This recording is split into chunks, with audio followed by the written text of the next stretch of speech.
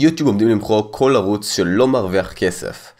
לפחות זה מה שאומרים, והכמות פעמים שאנשים שאלו אותי את זה בסופש האחרון הם הרבה יותר מדי, והתשובה היא לא, יוטיוב לא ימחקו כל ערוץ שלא מרוויח כסף.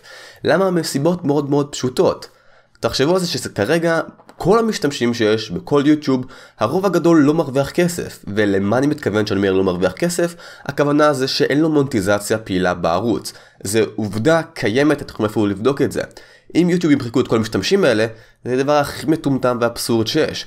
לא שאני לא אומר שיוטיוב לא עושים דברים מטומטמים ואבסורדים שיש, אבל זה ממש מטומטם שהם יעשו את זה. בכל מצב, לפני שנתחיל לחפור לכם על כל העניין הזה, אני חייב להגיד שאני מצטער כי אני מצונן פיצוצים, זה גם נשמע כמו פדופיל כזה ושטויות כאלה.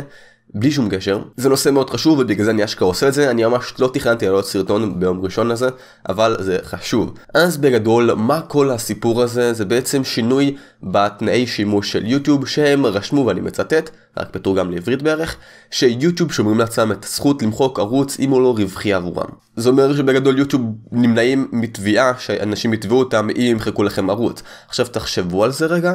זה לא חדש לנו, יוטיוב מוחקים ערוצים על ימין ועל שמאל, בין אם זה בוטים, בין אם זה אנשים שלא פעילים שנים, וכל דבר אחר. עכשיו, מה זאת אומרת אז לא רווחי עבורם? זה לא אומר שהוא לא בהכרח מרוויח כסף, כי גם ערוץ שאין לו מונטיזציה, אני למשל עכשיו נגיד ערוץ שאין לי מונטיזציה פעילה בערוץ, זאת אומרת שאני בתור יוצר לא מרוויח כסף, אבל על הסרטונים שלי שלא מופעל אצלם מונטיזציה, עדיין יש פרסומות. תשימו לב לזה. עדיין יש פרסומות והפרסומות האלה הולכים ליוטיוב.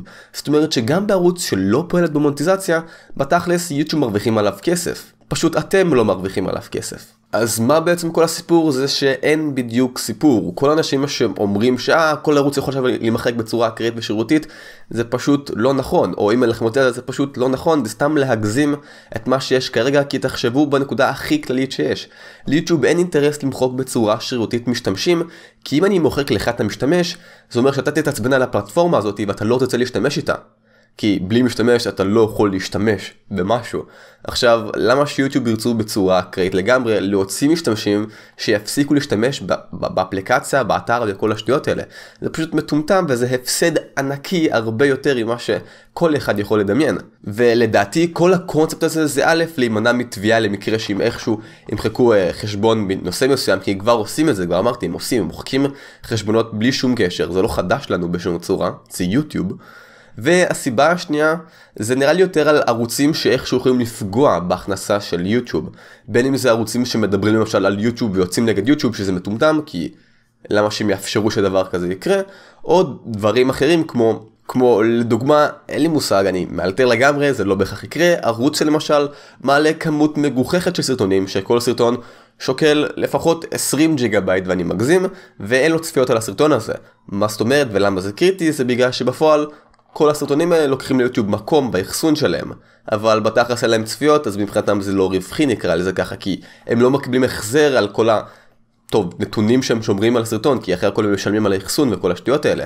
אז זה הגיוני שהם ירצו למחוק את זה, אבל גם אז זה נראה לי רק במקרים מאוד קיצוניים, כי אחרי הכל אין סיבה ששוב הם ימחקו משתמש בצורה אקראית ושירותית. אז אם אתם לא עושים משהו שאתם יודעים בוודאות שהוא לא טוב, לא נכון, אין מושג, לא מוסרי או פוגע ביוטיוב, אין סיבה שיוטיוב ימחקו לכם את הערוץ, ומבחינתכם הכל טוב, אז chill down.